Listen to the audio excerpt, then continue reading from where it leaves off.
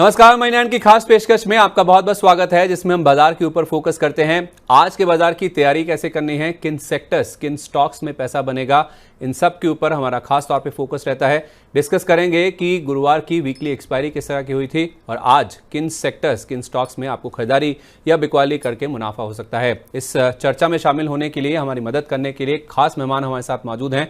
हमारे साथ डॉक्टर रवि सिंह जी मौजूद हैं, रेलिगेयर के सीनियर वीपी रिसर्च हैं। सर, बहुत बहुत स्वागत है, धन्यवाद अपना समय मनी 9 को देने के लिए।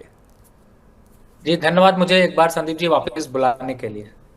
तो सर, एक बार वीकली एक्सपायरी के दिन बाजार में किस तरह का एक्शन देखने को मिला था वो जल्दी से आपके सामने समाप्त कर देता हूं, फिर इस चर्चा को आगे बढ़ाते हैं। बाजार में हमने देखा कि निफ्टी में एक दिन की गिरावट के बाद फिर से पॉजिटिव क्लोजिंग देखने को मिली है। 23,567 का जो लेवल है वहां पर हमने देखा कि निफ्टी में क्लोजिंग देखने को मिली 51 अंकों के गेन के साथ। 23,550 के ऊपर निफ्टी में क्लोजिंग जो है वो वीकली एक्सपायरी के दिन यानी कि गुरुवार के सेशन में देखने को मिली है। सेंसेक्स में लगातार छठे दिन यानी 6वां दिन था जब मजबूती के साथ क्लोजिंग देखने को मिली। 141 अंकों का गेन यहां पे भी देखने को मिले।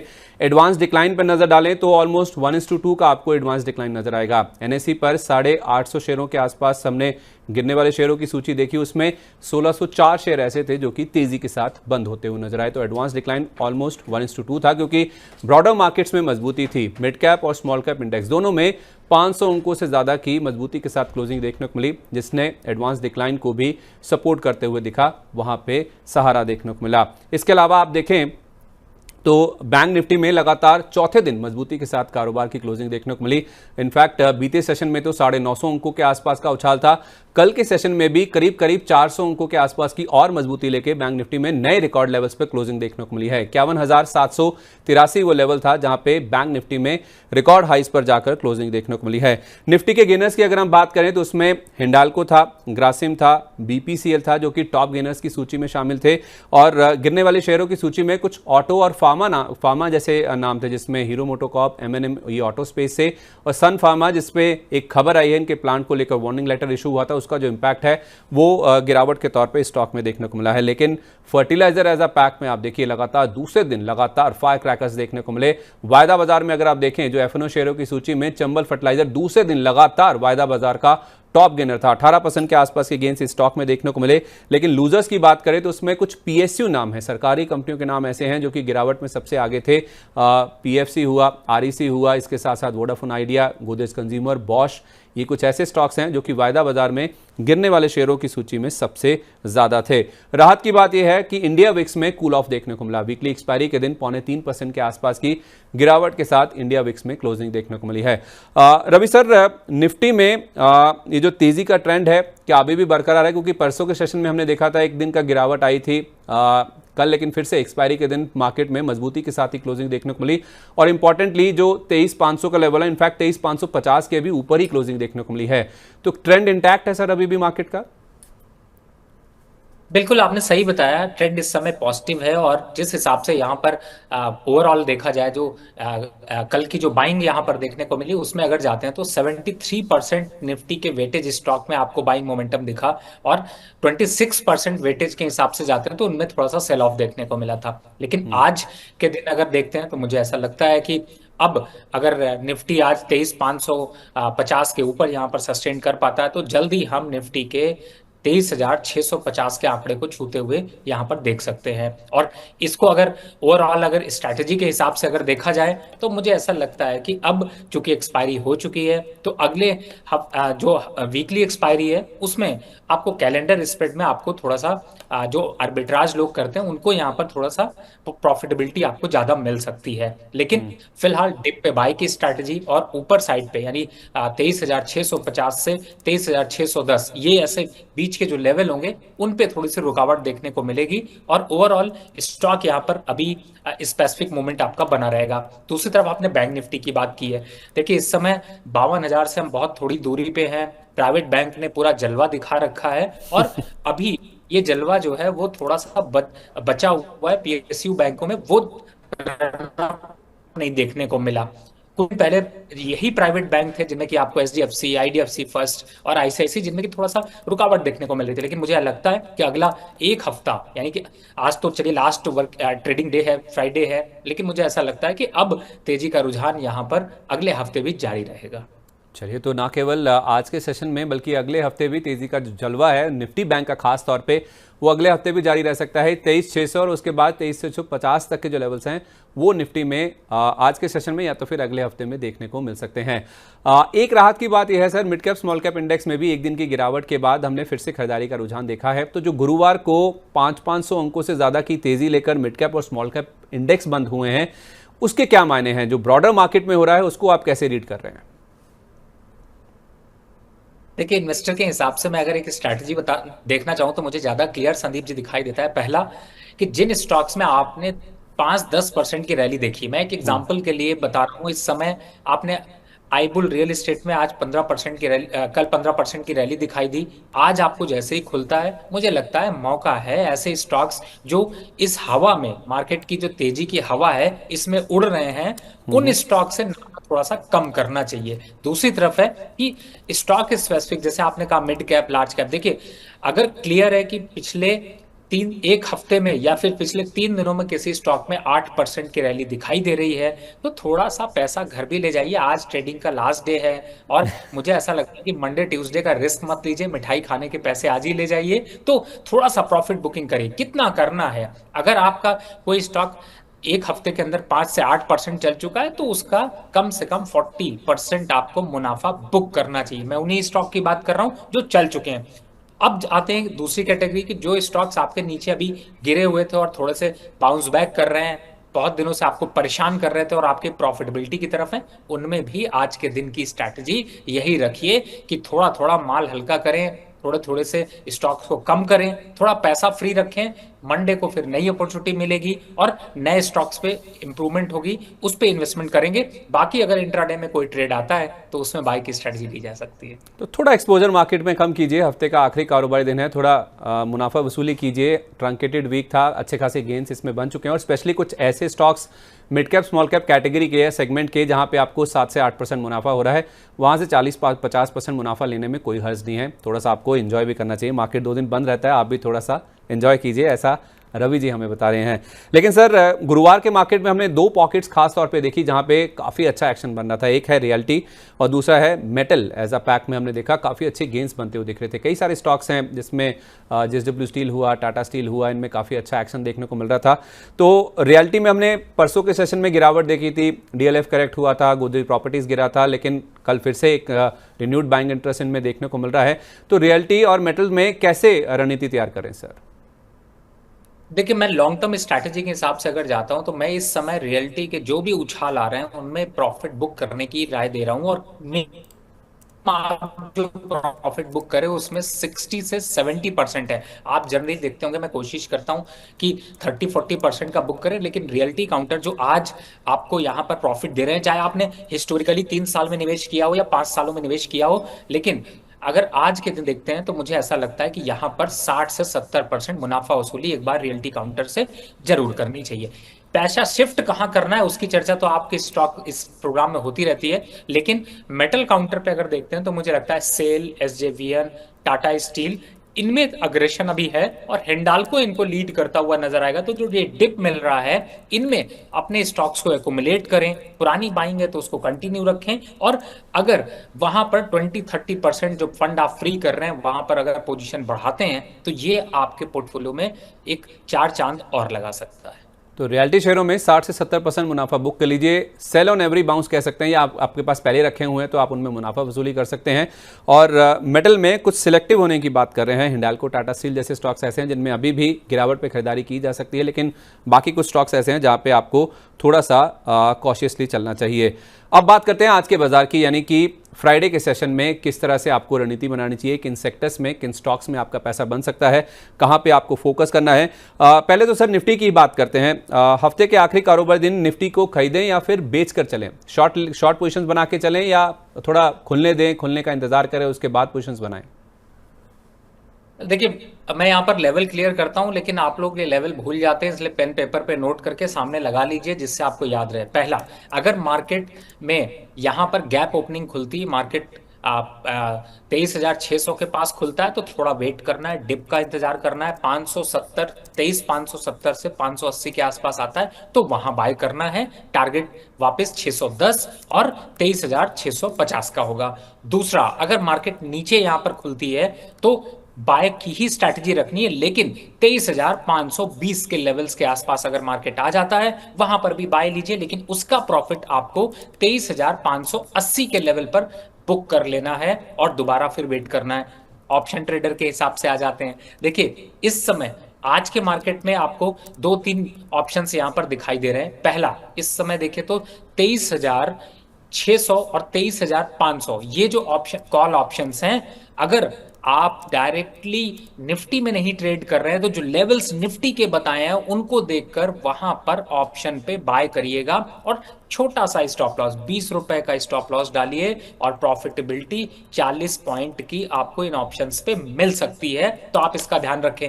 दूसरी तरफ अगर आप सेलर हैं तो आपको यहां पर क्या स्ट्रैटेजी बनानी है, आपको करना यह है कि 23,700 की कॉल को आप सेल बाय करके में 23,900 की दो क्वांटिटी 23,900 की दो क्वांटिटी को सेल करके चलिए और इसको शाम के सेशन यानी कि 3:30 बजे तक प्रॉफिट बुक कर लीजिएगा। थीटा डीके आपको मिल जाएगा। तो ये ऑप्शन स्ट्रेटजी हैं जिन्हें आप अप्लाई कर सकते हैं। सर मैं थोड़ा आपको दोबारा आपसे समझ लेता हूं। आपने कहा कि 23,600 के आसपास खुले तो वहां पे आप एक बार वेट कीजिए, 570 580 के आसपास आप वहां पे एंटर करें, वहां पे ज़्यादा बेटर रहेगा। 23,610 23,625 आपके टारगेट प्राइस होंगे और नीचे में अगर गैप डाउन ओपनिंग होती है या नीचे में मिल जाता है 23,520 के आसपास तो वहां खरीदे। उसके इसमें आपका 23,580 के आसपास मुनाफा वसूल कर लेना चाहिए। ऑप्शंस की जहां तक बात है तो आपने कहा कि 23,600 और 23,500 का आप कॉल खरीद लीजिए, स्टॉप लॉस 20 रुपए का डाल लीजिए, आपको 40 रुपए का मुनाफा हो जाएगा। और अगर आप सेल साइड पे हैं तो सर मुझे करेक्ट कीजिएगा अगर मैं गलत बोल रहा हूं, सेल साइड पे हैं तो 23,700 का कॉल आपको खरीदना है और 23,900 के जो दो कॉल्स हैं वो आपको बेच कर चलने हैं, राइट? जी बिल्कुल, और इसीलिए मैं आपको गूगल कहता हूं क्योंकि आपसे ज्यादा कोई तेज रीड और रट नहीं सकता है। खास बात यह है कि आपके सामने बोले हुए नंबर्स बड़े सोच समझ कर बोलने पड़ते हैं। सर देखिए सामने कौन है, फिर थोड़ा संभल के चलना पड़ता है। देखिए मैं सब कुछ लिखता जा रहा हूँ, इसीलिए आपने कहा था पेन पेपर ले लीजिए। मैं पेन पेपर तो नहीं लेकिन अपने लैपटॉप पे ज़रूर इनको नोट करते जा रहा हूँ क्योंकि आप जो लेवल्स बता रहे हैं शायद लोगों को लिखने में थोड़ा टाइम ज़रूर लग जाए, लेकिन व्यूअर्स की मदद के लिए, क्योंकि आप निफ्टी में और उसके साथ साथ जो ऑप्शंस की आपने स्ट्रैटेजी एक साथ बता दी है तो शायद हो सकता है उनको नंबर्स लिखने में समय मिल जाए।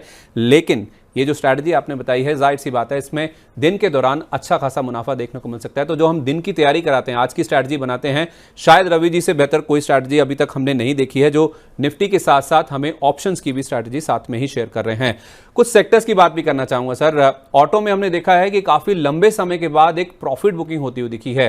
हीरो मोटो, M&M, कुछ ऐसे स्टॉक्स हैं जो कि कल निफ्टी में टॉप लूजर्स में शामिल थे। तो एक पहला डिसाइसिव आप कह सकते हैं कि मुनाफा वसूली का जो रुझान है वो ऑटो सेक्टर में देखने को मिल रहा है।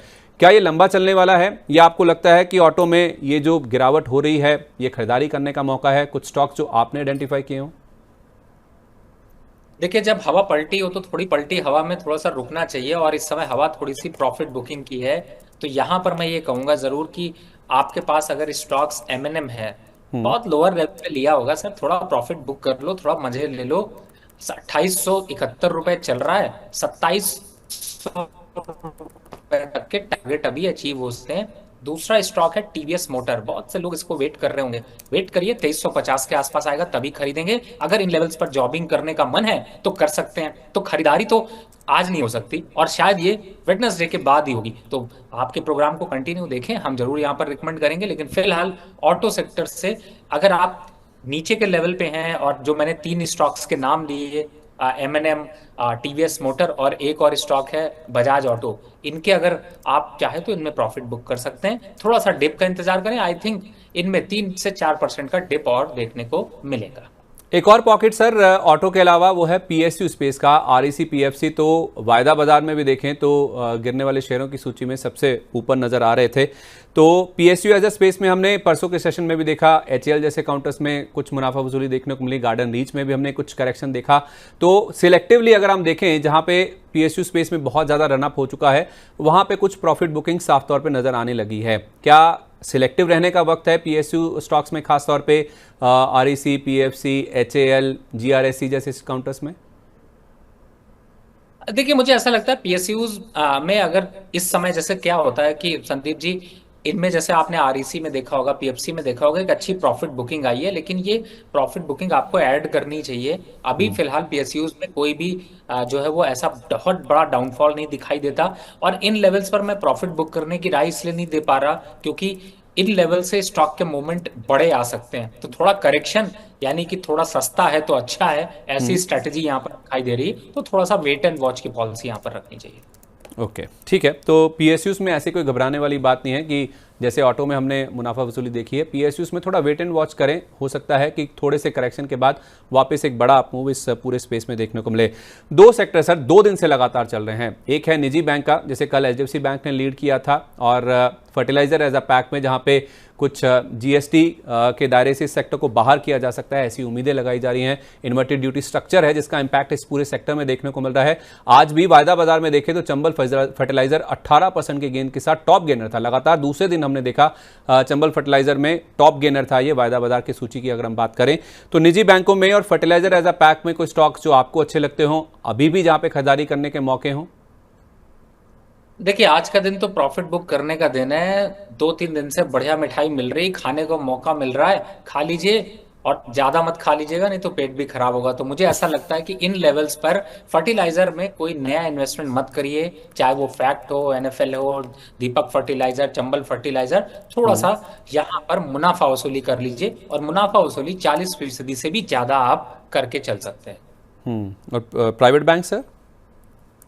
देखिए प्राइवेट बैंक पे भी अगर मैं बड़े बैंकों की तरफ जाता हूं जैसे आईसीआईसी बैंक और एचडीएफसी बैंक या फिर कोटक बैंक, इनमें जरूर थोड़ा सा मुनाफा वसूली करूंगा, और 20 से 30% की मुनाफा वसूली यहां पर सजेस्ट करूंगा। लेकिन अगर यही प्राइवेट बैंक में छोटे बैंक हैं जैसे आईडीएफसी बैंक है, आईडीबीआई है, इनमें है तो आप अपनी वेट एंड वॉच की पॉलिसी रख सकते हैं। कोई फ्रेश बाइंग सर इस पूरे स्पेस में? कोई सिटी यूनियन बैंक, कोई कर्नाटका बैंक, या कोई ऐसा डीसीबी बैंक जैसा छोटा स्टॉक जो नहीं चला हो अभी?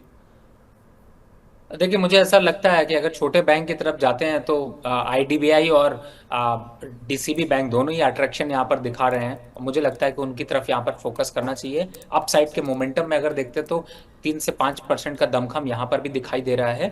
लेकिन अगर इसके कंपैरिजन में मैं जाता हूँ तो मुझे सरकारी छोटे बैंक ज्यादा अच्छे दिखाई देते हैं, जिसमें कि आपके आईओबी है, पीएसबी है, सेंट्रल बैंक है, इस टाइप के बैंकों पर ज्यादा फोकस किया जा सकता है। ठीक है, तो आईओबी, सेंट्रल बैंक और पीएसबी यानी कि पंजाब एंड सिंध बैंक, ये कुछ ऐसे स्टॉक्स हैं पीएसयू स्पेस में जो कि ज़्यादा अट्रैक्टिव नजर आ रहे हैं, जहां पे अभी भी खरीदारी करने के मौके हैं। आखिरी सवाल सर आपसे, कुछ ऐसे पॉकेट्स, ऐसे स्टॉक्स या ऐसे सेक्टर्स जो कि आपने आइडेंटिफाई किए हैं जहां पे आज के सेशन में पैसा बन सकता है या छोटी अवधि में गेंस बन सकते हैं? देखिए इस समय अगर मैं देखता हूं तो छोटी अवधि और बड़ी अवधि दोनों ही मेरे पास से स्टॉक हैं। और सबसे पहले लंबी अवधि के लोगों की तैयारी के लिए यहाँ पर गेल की रिकमेंडेशन है, बाय करके चलिए। करंट लेवल्स पे 230-35 का लेवल आ जाएगा, 210 का स्टॉप लॉस रखिए, लेकिन लंबा रखिएगा, ये तो अभी शॉर्ट टर्म टारगेट है। लिखिता इंफ्रा एक स्टॉक है जिसमें कि अच्छा डेवलपमेंट दिखाई दे रहा है, 450 के लक्ष्य के लिए खरीदारी की जा सकती है। तीसरे स्टॉक की बात करें तो आपने बैंक की बात की थी, वो आईओबी है, जो कि मुझे लगता है कि 75 लेवल तक जा सकता है, तो 62 के स्टॉप लॉस से करें। एक काउंटर आपकी ट्रेडिंग के लिए भी है, वो है सेल के लिए, जिसमें कि चोला फाइनेंस आप सेल करके चल सकते हैं। और अभी टारगेट देखते हैं तो 410 रुपए के आसपास के टारगेट, और स्टॉप लॉस 450 से 55 रुपए का लेकर चल सकते हैं। ओके, तो चोलामंडलम इन्वेस्टमेंट ये आज का एक ट्रेडिंग बेट है जहां पे आप आज ही की सेशन के लिए इसमें बिकवाली करके चल सकते हैं। चोलामंडलम इन्वेस्टमेंट के फ्यूचर्स में आपको बिकवाली करके चलनी है। इसका टारगेट होगा 1410 रुपए का, स्टॉप लॉस आपको रखना है 1450 रुपए का। ये केवल इंटरडे के लिए है। और थोड़ा सा अगर आप शॉर्ट टर्म व्यू लेके चलें तो पहले है गेल, जिसमें आप खरीदारी करें, 230-235 के टारगेट हैं, स्टॉप लॉस 210 का है। लिखिता इंफ्रा जो कि आंध्र प्रदेश से खासतौर पर जुड़ी हुई कंपनी है, वहां पर इनका ज्यादा एक्सपोजर है, 450 रुपए का टारगेट है, स्टॉप लॉस 420 का है। और आईओबी, पीएसयू बैंक्स जो छोटे बैंक्स हैं उनमें से ये एक स्टॉक है जहां पे आप खरीदारी कर सकते हैं, 75 रुपए का टारगेट है, स्टॉप लॉस आपको लेके चलना है 62 रुपए का। रवि सर बहुत बहुत धन्यवाद, आज आप हमारे साथ शामिल हुए, आपने स्टॉक्स पे चर्चा करी, बाजार पे पूरा हमें समझाया किस तरह से प्रॉफिट बुकिंग करनी है, कहाँ पे फोकस करना है, कहाँ खरीदारी करनी है। कोई डिस्क्लोजर जो आप जाने से पहले शेयर करना चाहेंगे सर? देखिए, जिन भी स्टॉक्स की चर्चा करी है इनमें मैंने इस तरह के सजेशंस अपने क्लाइंटों को भी दिए हुए हैं, लेकिन पर्सनल मेरी कोई भी पोजीशन नहीं है। और मार्केट में देखिए वोलेटिलिटी बहुत होगी, आगे बजट की एक्सपेक्टेशन है, सोच समझ कर निवेश करें और मनी 9 को फॉलो करें। बहुत धन्यवाद sir, thank you so much अपना वैल्यूबल टाइम आज हमारे साथ शेयर करने के लिए। तो आज हफ्ते का आखिरी कारोबारी दिन है, हो सकता है कि थोड़ी मुनाफा वसूली मार्केट्स में देखने को मिले, इसलिए काफ़ी कॉशियसली, काफ़ी ध्यान से ट्रेड करें और जो स्टॉक्स आपको बताए गए हैं, जिन लेवल्स को आपको बताए गए हैं, उनको आप बहुत ध्यान से फॉलो कीजिए और अपने स्टॉप लॉसेस को, क्योंकि हफ्ते का आखिरी कारोबारी दिन है, काफ़ी स्ट्रिक्टली फॉलो करें ताकि आपका नुकसान ना हो और आपको मुनाफा ज़्यादा से ज़्यादा हो। इसी उम्मीद के साथ आज आपसे विदा लेते हैं। अब आपसे सोमवार को मुलाकात होगी, तब तक के लिए नमस्कार।